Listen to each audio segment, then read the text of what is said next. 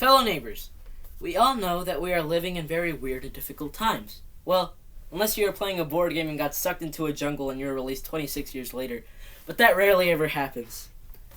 Amidst this pandemic, we have all had to adapt to a new way of living. We all had to wear masks, quarantine, and socially distance.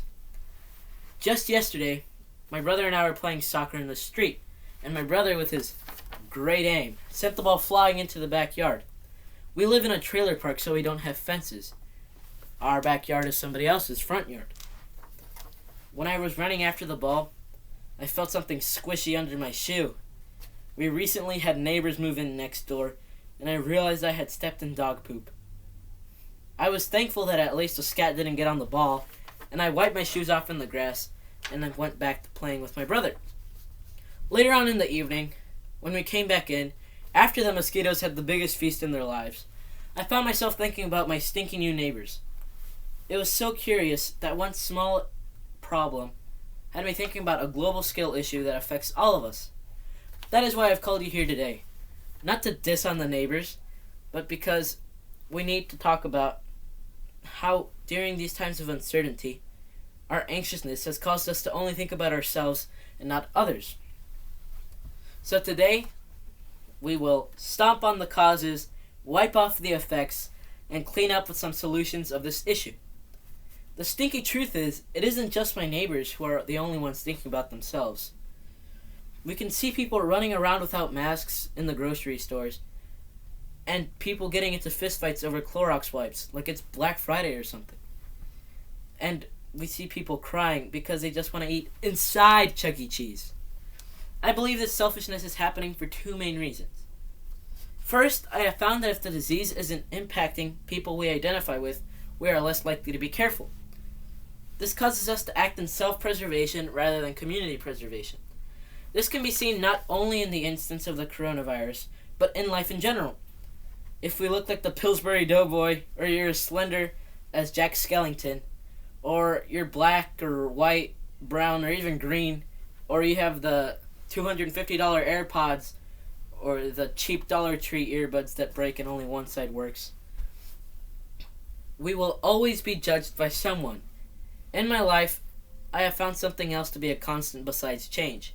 Take that, Heraclitus. Not everyone likes you, and that's okay. The only person who needs to like you is yourself. But you have a duty. Get it? Duty? Ha ha ha. To be considerate of those around you, not just yourself. The second cause is fear. Fear that we won't be able to take care of ourselves or fend for ourselves. In an article written by CNN, Stephen Taylor, a clinical psychologist, says, "The novel coronavirus scares people because it's new, and there's a lot about it that's still unknown. When people hear conflicting messages about the risk it poses and how seriously they should prepare for it, they tend to resort to the extreme. Humans, being social creatures, we look to each other for cues about what is safe and what is dangerous." He continues by saying, "And when you see someone in the store panic buying, that can cause a fear contagion effect. I remember when I went to Walmart and saw mothers buying boxes and boxes of diapers, constructing the Eiffel Tower of diapers. I kind of panicked. I told my mom we had to get diapers for my sister, and she said we also had to leave some for other people. I didn't understand why my mom was only buying a single box of diapers when I saw other people buying boxes of diapers, trying to see where else they fit, like they were playing Tetris. I came up with two solutions for these problems. The first solution is empathy. Not sympathy, empathy. According to the Merriam-Webster Dictionary, the definition of empathy is the action of understanding, being aware of, being sensitive to, the feelings, thoughts, and experiences of another.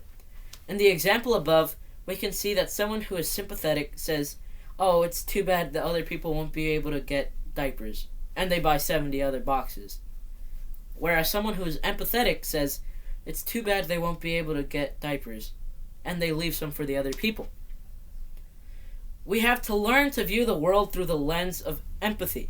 We need to put our empathy glasses on and actually care about people. The second solution is to follow the directions of public health officials.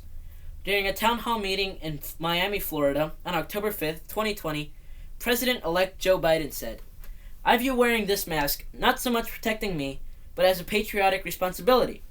All the tough guys say, 'I'm not wearing a mask. I'm not afraid.'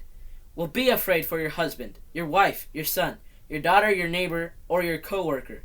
That's who you're protecting having this mask on, and it should be viewed as a patriotic duty to protect those around you." And while this isn't a speech about politics, I know all of us want to encourage the safety and well-being in our communities. Wearing a mask is not a question of protecting yourself.